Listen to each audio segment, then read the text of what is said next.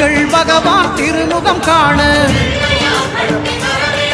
அங்கு கற்பக பெருமான் தொப்புள் குழியில்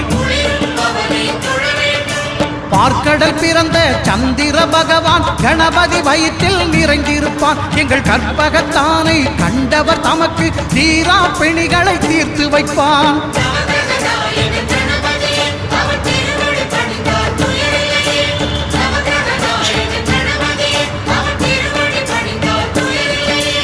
ஒன்பது கோளும் ஒன்றாய் காண